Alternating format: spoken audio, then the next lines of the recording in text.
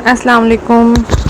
क्या हाल है सबका। आज सबसे पहले जिस बारे में बात करूंगी वो ये कि जो हमारा पहला टॉपिक था स्टूडेंट्स, उसमें हमने इनहेरिटेंस के बारे में बात की थी। तो उसमें हम ये वाली आपने सेंट्रल डोगमा देखा था, उसमें लास्ट पैराग्राफ हमारा जो है वो मेरे ख्याल में मिस हो गया था, तो उसको थोड़ा सा आज स्टडी कर लेंगे।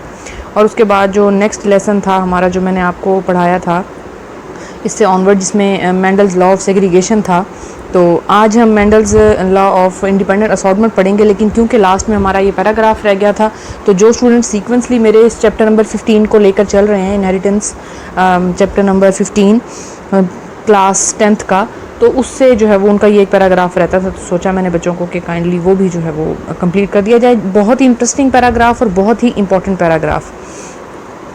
We studied that traits are made by specific proteins। हमने ये स्टडी किया कि ट्रेट्स जो हैं वो स्पेसिफिक प्रोटीन से बनते हैं। ये बातें वैसे मैंने आपको क्लियर कर दी हैं कि देखें वही प्रोटीन बनेगी ना आखिरकार। जो डीएनए स्टार्ट है, उसके बाद आरएनए है और उसके बाद प्रोटीन है, तो वो जो प्रोटीन बननी है ना, उसी ने सारा काम दिखाना है। तो स्पेसिफिक प्रोटीन है specific number and sequence of their amino acids. तो वो जो प्रोटीन है वो काम कैसे करेगी, उसके पास अपने अपने अमाइनो एसिड्स हैं। ठीक हो गया। 20 काइंड्स ऑफ अमाइनो एसिड्स हैं, और भी हैं, लेकिन यहाँ जो है ना 20 kinds of amino acid basic जो साइंस ने अभी तक ईजाद की हैं, तो उसमें अमाइनो एसिड जो है वो किस तरह बनते हैं। वो ट्रिपलेट की फॉर्म में होते हैं, 3 टुकड़ों की फॉर्म में होते हैं, 3 हिस्सों की फॉर्म में। ठीक है। और वो 3 हिस्से जो होते हैं वो बड़े ही क्लियरली जो है ना बयान किए जाते हैं यहाँ पर, जिसमें वो बताते हैं कि जी एडेनिन है, गुआनिन है, साइटोसिन है और थायामीन है। ठीक है। अगर मैं इसके अंदर आपको जो है वो इम्पॉर्टेंट एक चीज़ बताऊं, तो ये देखें, ये अमाइनो एसिड्स के बारे में यहाँ बता रहा है। अच्छा जी, तो फिर है DNA controls this sequence of amino acids by the sequence of its nucleotide. अब ये वही बात आ गई कि हमारे पास न्यूक्लियोटाइड, और न्यूक्लियोटाइड का सीक्वेंस तो आपको पता है, जिसमें नाइट्रोजनस बेसिस की बात होती है। तो during protein synthesis the sequence of DNA nucleotide decides that what will be the sequence of amino acid. देखें न्यूक्लियोटाइड का कौन सा सीक्वेंस होना चाहिए, तो वो अमाइनो एसिड के सीक्वेंस पे डिपेंड करता है, और वो सीक्वेंस फिर आपको उस प्रोटीन के बनाने के काम आता है, और वो प्रोटीन आपके बाल बनाती है, आपकी हाइट बनाती है, आपके सारे जो भी खदोखाल हैं, करैक्टरिस्टिक्स हैं आपकी, वो बनाती है। हर प्रोटीन का अपना अपना काम होता है। और इसी तरह ये एक चेन चलती है। डीएनए अपने डबल हेलिक्स को तोड़ता चला जाता है और उसके साथ एक अपनी कॉपी बनाता चला जाता है रेप्लिकेशन की, और इसी तरह वो कॉपी जो है वो आगे मैसेंजर आरएनए की हेल्प से जो है वो न्यूक्लियोटाइड्स में तो वो काम करती चली जाती है, और वो ट्रांसक्रिप्शन कहलाता है। देखें यहाँ है, for this purpose the specific sequence of DNA nucleotides. DNA के जो न्यूक्लियोटाइड्स हैं, जिसमें वही सारी नाइट्रोजनस बेसिस आ रही हैं, जिसमें एडेनिन है, गुआनिन है, साइटोसिन है और थायामीन है, ये 4 हैं। तो वो कहते हैं in the form of messenger RNA. देखें मैसेज लेकर आ रहा है, तो उसको मैसेंजर आरएनए कहते हैं, nucleotide. This process is called transcription. Transcription होने का मतलब है कि हमने जो हमारे बाल बनने हैं, हमारी हाइट बननी है, हमारी बॉडी के कोई भी खदोखाल बनने हैं ना, तो उसका ट्रांसक्रिप्ट हमारे पास होना चाहिए कि हाँ भाई ये वाली प्रोटीन ये वाला ट्रांसक्रिप्शन रखती है, तो फिर जो है ना इसने वो वाला काम करना है। तो ट्रांसक्रिप्ट मीन, जैसे आप ये देख लेंगे ड्रामे में स्क्रिप्ट नहीं देते कि जी ये स्क्रिप्ट है आपका, आपने इस तरह की अदाकारी करनी है, ये आपका रोल है, तो ये भी ट्रांसक्रिप्शन उसी स्क्रिप्शन से समझें, स्क्रिप्ट से निकला है ट्रांसक्रिप्ट, कि उसने बताना है कि ट्रांसक्रिप्शन में ट्रांसक्रिप्ट उसके पास आ जाता है कि हाँ भाई अब तुमने ये काम करना है, और इसी तरह इन सीक्वेंसेस के ज़रिए प्रोटीन बनानी है। हर शख्स का अपना डीएनए है, तो अपने अपने सीक्वेंसेस हैं, अपना अपना सेटअप है, और वो सारी सेटिंग उनको हाफ मदर और हाफ फादर से मिली है। 23 from mother, 23 from father, total 46 बन जाते हैं। तो messenger RNA carries the sequence of nucleotide to ribosomes, और वो राइबोसोम्स का आपको पता है ऑर्गेनेलीज में राइबोसोम्स जो ऑर्गेनेली है वो प्रोटीन बनाने के काम आती है। तो The ribosomes reads this sequence and joins specific amino acids। देखिए स्पेसिफिक अमाइनो एसिड्स के साथ वो जुड़ जाती है कि किसने क्या काम करना है, according to their form protein. कितना ही क्लियर है कि अपनी स्पेसिफिक अमाइनो एसिड से जुड़ जाती है, और फिर वो अकॉर्डिंग टू इट्स तो वो एंड में क्या बनाती है, प्रोटीन बनाती है। This is known as translation. देखें वो जो उसका ट्रांसक्रिप्ट था ना कि हाँ भाई ये काम करना है, उसने अब अपनी ट्रांसलेशन कर ली है। ठीक है। और बनाना क्या है उसने, प्रोटीन बनाना क्या है उसने, प्रोटीन। ठीक हो गया। किसके ज़रिए, अमाइनो एसिड्स का सीक्वेंस जो उसके पास मौजूद है। Very very clear.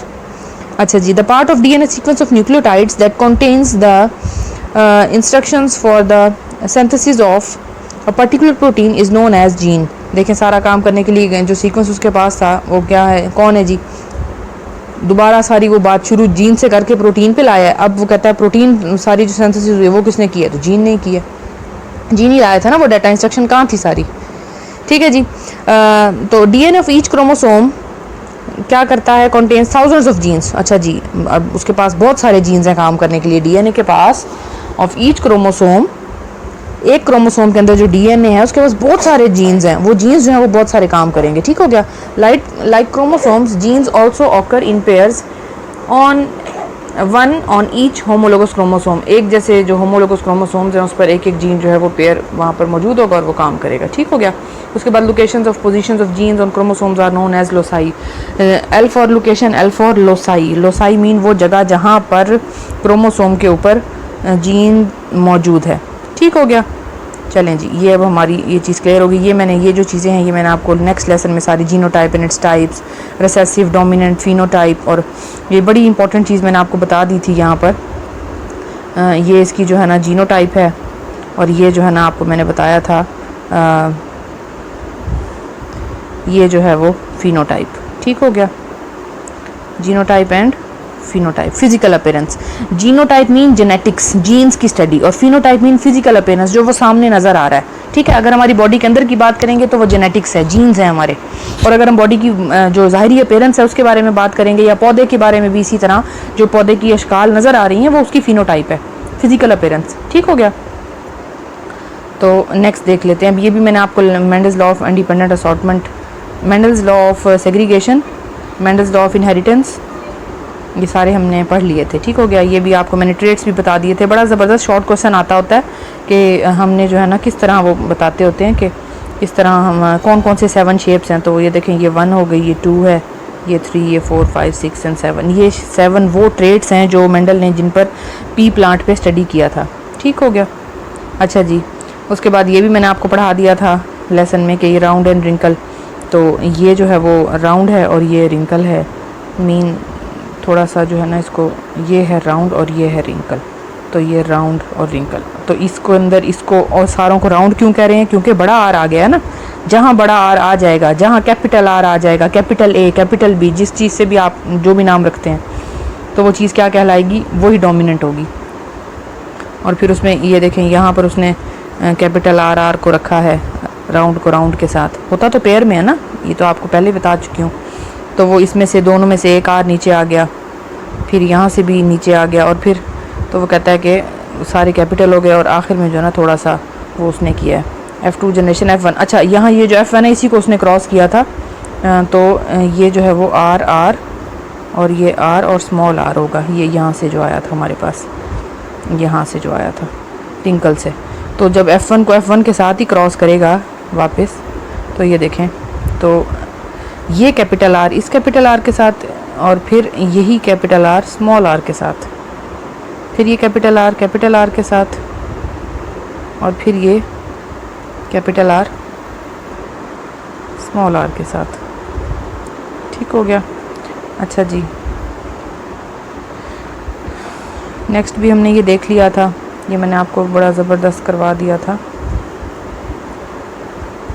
कि किस तरह जो है ना ये आर इस आर के साथ काम करेगा, फिर ये आर इस आर के साथ, ये देखिए आर आर ये यहाँ आ रहा है नज़र आपको, फिर ये स्मॉल आर और कैपिटल आर ये रहा नीचे, फिर ये स्मॉल आर और स्मॉल आर ये रहा, ठीक हो गया, वेरी क्लियर। ये आर आर आर आर, फिर ये आर आर और ये आर आर, वेरी क्लियर। अच्छा जी, तो ये सारी चीज़ें हम पढ़ चुके हैं। आज हम देख लेते हैं Mendel's law of independent assortment. अच्छा, in the next crosses Mendel study 2 contrasting traits at a time. उसने 2 कॉन्ट्रास्टिंग पेयर्स निकाली। देखिए, मोनोहाइब्रिड पे काम किया तो वो एक, मोनोमीन एक, होमोमीन सेम। यहाँ डाई हाइब्रिड की बात हो रही है, डाई हाइब्रिड क्रॉसेस।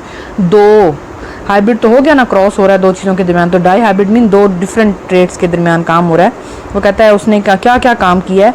उसने काम किया है जी सीड शेप के ऊपर, ठीक है, उसने काम किया है सीड शेप के ऊपर और सीड कलर के ऊपर, ठीक है। ये सीड की शेप क्या थी, राउंड थी, रिंकल थी, और सीड का कलर क्या था, येलो था या ऑरेंज था। इसका मतलब है हमारे पास 4 चीज़ें आ गई ना, कि एक तो वो राउंड है और एक वो रिंकल है, और वो कलर में भी इसी तरह वो ग्रीन है या येलो है, ग्रीन या येलो, ठीक हो गया।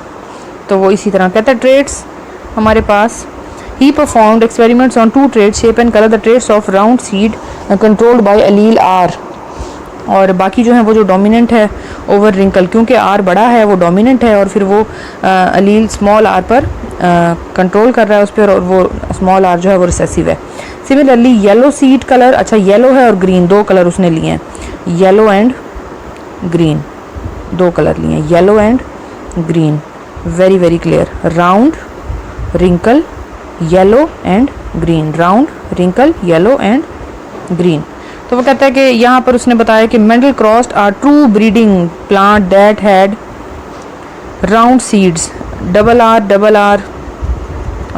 और double Y with a true breeding plant having wrinkled seed, और येलो जो है ना उसने कलर बताया उसका। ठीक हो गया।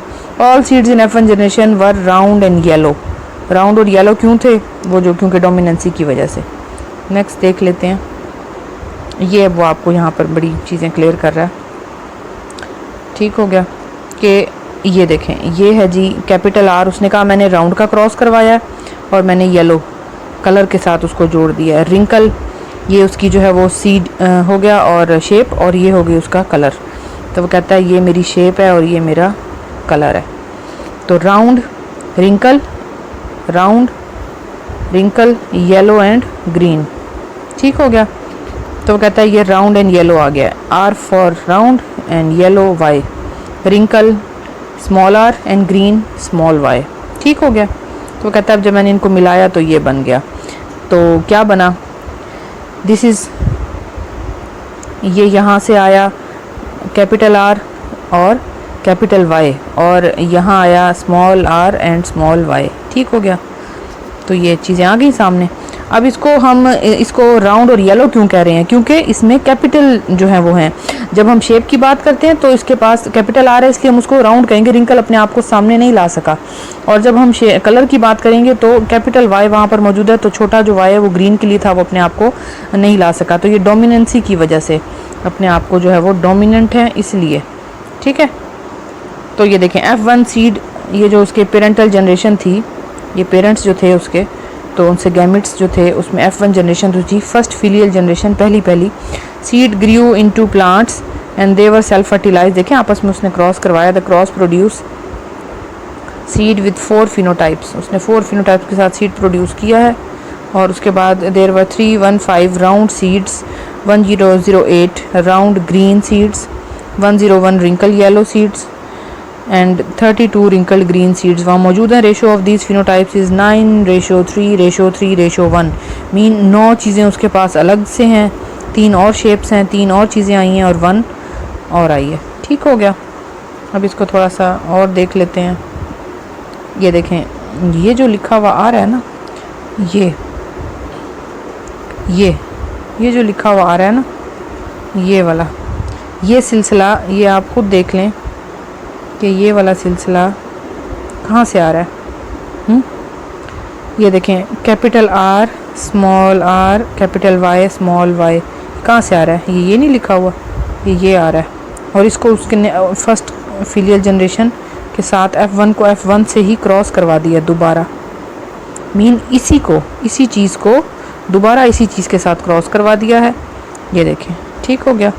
तो ये चीज़ यहाँ और वापस उसी के साथ यहाँ F1 वापस क्रॉस करवाया है, ये रेशो हासिल करने के लिए।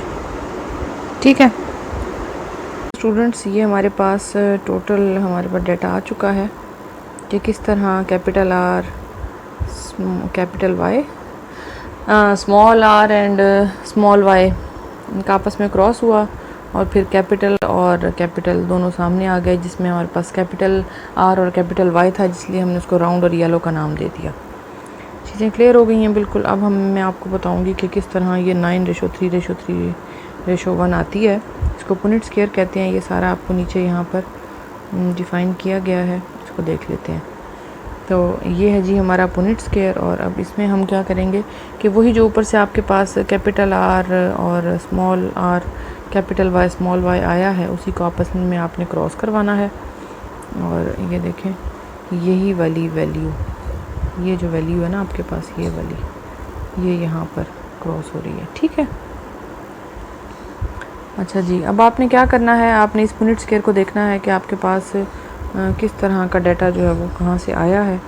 और ये देखें जी कि ये जो है ना capital R small R, capital Y small Y, ये इसके साथ क्रॉस करेगा, उसके बाद फिर ये दोबारा इसके साथ क्रॉस करेगा, फिर ये स्मॉल आर कैपिटल वाई के साथ, और फिर यही स्मॉल आर कैपिटल वो स्मॉल वाई के साथ करेगा, क्रॉस करेगा। तो ये देखेंगे जी हमारे पास ये वाला जो डाटा है, इसने आपस में क्रॉस करने की वजह से इनके दरमियान में एक लाइन डाल दें, ठीक है। तो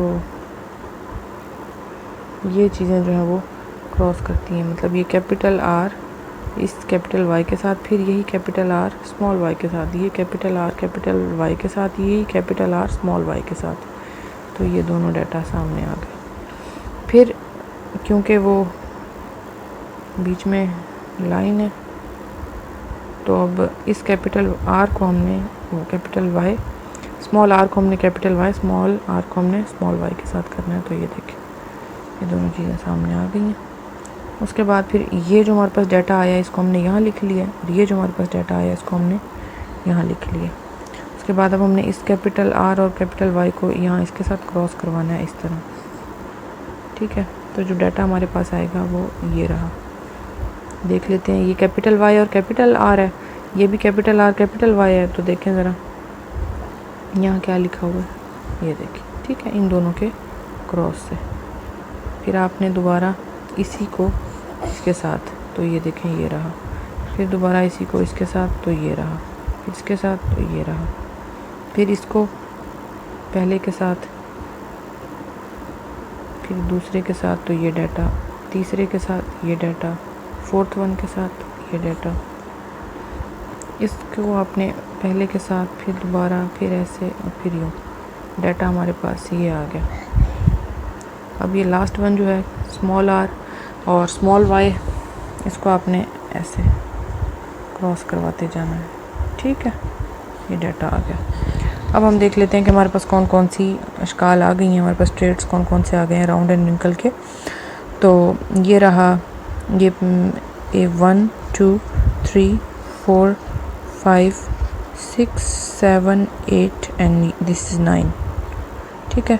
ये डिफरेंट शेप है, 1 2 एंड दिस इज़ 3, ये ग्रीन ग्रीन एंड ये दिस ग्रीन 3, ये 1 टोटल डिफरेंट है, तो ये रहा 1, ठीक हो गया। ये इस तरह आपके पास पुनेट स्क्वायर की रेशो आ गई। होपफुली बच्चों को क्लियर हो गया होगा कि किस तरह जो है वो डाटा को बनाया गया है। Clear, this one this one this one this one this one this one this one this one this one this one this one and this one. See clear हुआ, ये वाला ये रहा और ये वाला ये रहा, ठीक है। और फिर इन्हीं का आपस में क्रॉस,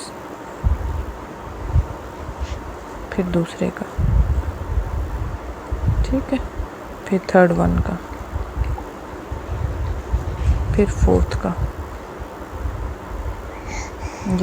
ये देखें ना, इसको अगर आप इसको करते हैं इसके साथ, तो ये लिखा हुआ है, ठीक हो गया। चलें जी, यहाँ तक क्लियर हो गया आपको। नेक्स्ट देखते हैं। जी स्टूडेंट्स, ये पुनेट स्क्वायर डायग्राम जो बताई गई है, ये एक आउटकम है जितने भी एक्सपेरिमेंट्स हुए हैं उनकी, और ये आपके सामने मैंने आज सारा बोथ पेरेंट्स और ऑफस्प्रिंग का जेनेटिक मेकअप आपको दिखाया, जिसमें ऑल द पॉसिबल गैमेट्स ने अपने पेरेंट्स की वजह से मुख्तलिफ ऐसी शेप्स और जीनोटाइप्स अपना ली, फिनोटाइप्स अपना ली।